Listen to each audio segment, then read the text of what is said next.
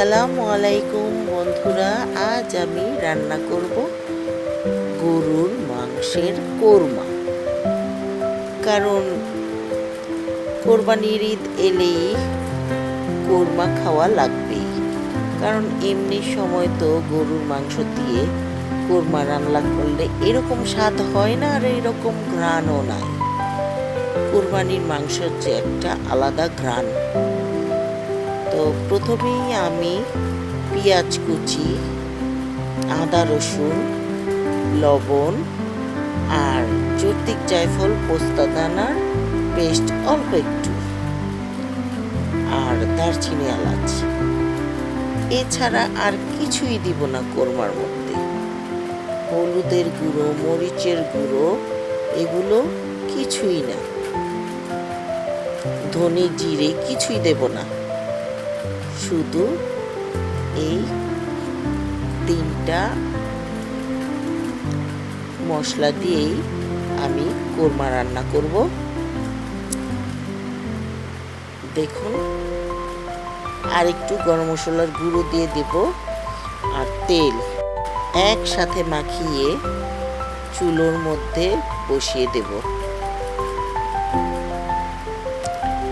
আর যদি আপনাদের pressure cooker থাকে তাহলে প্রেসার কুকারে দিয়ে দেবেন। মোট 5টা সিটি বেজে উঠলেই নামিয়ে পাতিলের মধ্যে নিয়ে নেবেন।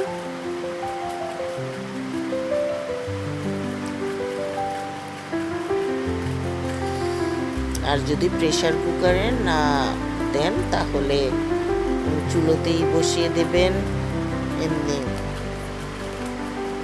পাতিলের মধ্যেই। দেখুন, আমি বসিয়ে দিয়েছি, ঢাকনা দিয়ে ঢেকে দিলাম। পানি কিন্তু একটুও দেইনি, মাংসের যতটুকু পানি ছিল সেই পানিও উঠেছে। দেখুন, এখন মাংসটা গলে গেলে, পানিটা যখন শুকিয়ে একবারে তেলটা বের হয়ে আসবে, তখনই আমার মাংসের আসল ঘ্রাণ বের হয়ে যাবে। আহ, কি ঘ্রাণ! দেখুন, মাংসের পানিগুলো শুকিয়ে গেছে, তেল বের হয়ে গেছে। আমরা প্লেটে করে এমনি খালি খালি খেয়ে ফেলি। আমার বাচ্চারাও পছন্দ করে খুব এই কোরমাটা। রান্না করে প্লেটের মধ্যে দিয়ে দিই, প্লেট ভরে এক একজনকে দিয়ে দিই, খালি খালি খেয়ে ফেলে। অনেক মজা। প্রতি বছরই বাচ্চারা আশায় থাকে কখন কোরবানি আসবে আর কখন কোরমা খাবে। কারণ এমনি মাংস দিয়ে কোরমা বানালে কোনো ঘ্রাণই পাওয়া যায় না।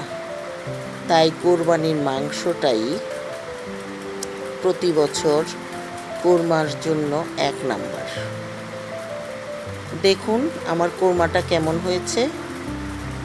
অনেক স্বাদ হয়েছিল, অনেক স্বাদ। আপনাদের যদি আমার এই কোরমার রেসিপিটা ভালো লেগে থাকে তাহলে নতুন হলে সাবস্ক্রাইব করবেন, লাইক শেয়ার কমেন্ট করে পাশেই থাকবেন আমার। দেখুন কি লোভনীয় লাগছে। খাওয়ায় এখনই শুরু করে দিলাম, দেখে আর মন মানছে না। আজ এই পর্যন্তই। খোদা হাফেজ।